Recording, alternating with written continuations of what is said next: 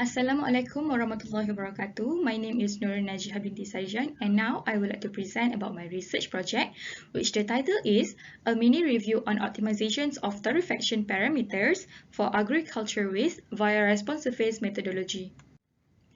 Agricultural biomass is a potential source of energy, but there are several challenges when considering its application in terms of energy.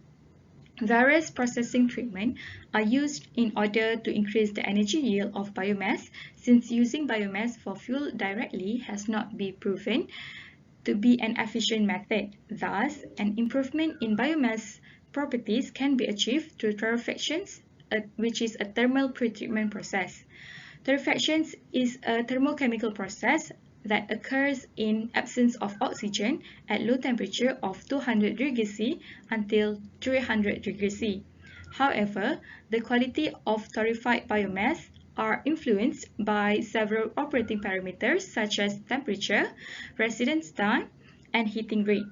The main objective of this paper is to perform review study on torrefaction parameter optimizations using responsive phase methodology and to design the experimental approach. The problem statement of this paper are: first, limited availability of fossil fuels and high level of air pollution from the burning fossil fuel are one of the factors of energy efficient technologies are gaining importance. And then, availability of biomass or agricultural waste as a feedstock is one of the most crucial elements that driving the global energy production sector, which can turn a waste into a wealth. Besides, the characteristic of biomass itself is one of the problems, such as high moisture content, low calorific value, low heating value, poor grinding quality, processing and storage problem, which biomass is exposed to microbes during storage, which will destroy the materials and degrades its quality, thus make it unsuited for a large-scale usage. Lastly, there were fewer studies identified that provide information on determining the optimal sets of the operating parameters, which will result in a paradigm change in the pre-treatment process. For the research overview, there were issues on non-renewable energy.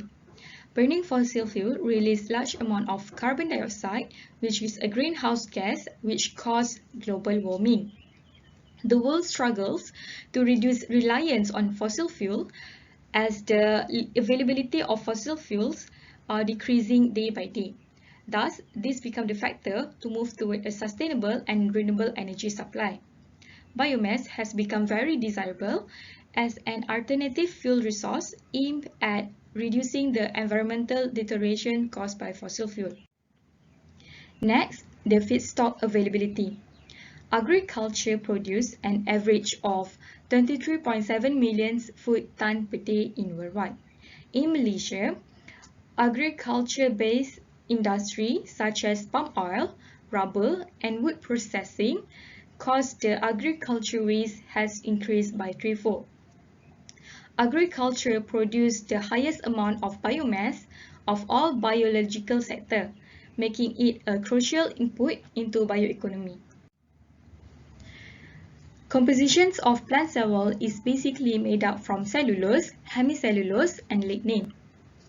The amount of cellulose in deciduous wood is about 43 to 48%, and in coniferous wood is about 53 to 54%.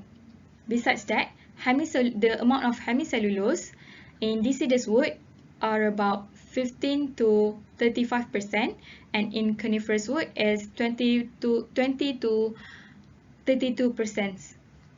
Meanwhile, the amount of lignin is 18 to 25% in deciduous wood, and for coniferous wood is about 25 to 35%.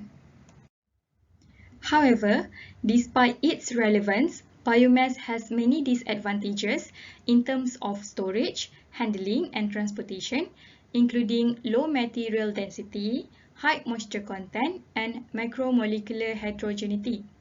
During the thermal conversions of biomass, these issues cause operational concern. Thus, a variety of pre-treatment methods are used to enhance the quality of feedstock, including drying, size reductions, and torrefaction. Torrefaction process has 5 major stages. First, initial heating. Second, drying. Third, intermediate heating. Fourth, torrefaction process. And fifth, the cooling of solid product. At stage 1, which is the initial heating, biomass will heat up to 100 degrees C. The moisture inside the biomass will slowly evaporate until the desired temperature of drying stage is reached. At stage 2, which is the drying process, the temperature is held constant. Free water of biomass is evaporated at a constant rate until the critical moisture content is reached. Upon reaching a critical moisture content, the rate of water evaporation starts to decrease. During stage 3, which is the post-drying and intermediate heating stage, when the biomass heated to 200 degrees C, water that physically bound to the biomass is removed, and as the result of the evaporations of light organic compound, there will be some of mass loss. And at the end of this stage, the biomass is almost completely devoid of water. At stage 4, which is the torrefaction stage, a phase of decomposition occurs. A process of heating and cooling are involved during this stage. Biomass torrefied when temperature reaches 200 until 220 degrees C, and torrefaction phase is considered complete when the temperature drops below 200 degrees C. A constant temperature is used for this stage. In heating period, the devolatilization begins. Continue during the periods of constant temperature and stop during the cooling phase. At the final stage, which is the cooling stage, torrefied product is cooled from 200 degrees C to room temperature or any other desired temperature. A portion of the absorbed reaction product may evaporate within this period, but there is no mass loss. For recent application, few studies use response surface methodology or RSM and artificial neural network or known as ANN and other models to predict the higher heating value of torrefied biomass. Other than that, the thermogravimetric analyzer or known as TGA was also used to study and identify the thermal behavior of torrefied biomass. From those previous studies, the parameters that affecting the torrefaction process are temperature, residence time, and heating rate. Torrefactions at higher temperature has effect of accelerating devolatilization reaction, which cause more volatile to release from the biomass. Therefore, as the torrefaction temperature increase, the volatile matter has increased as well.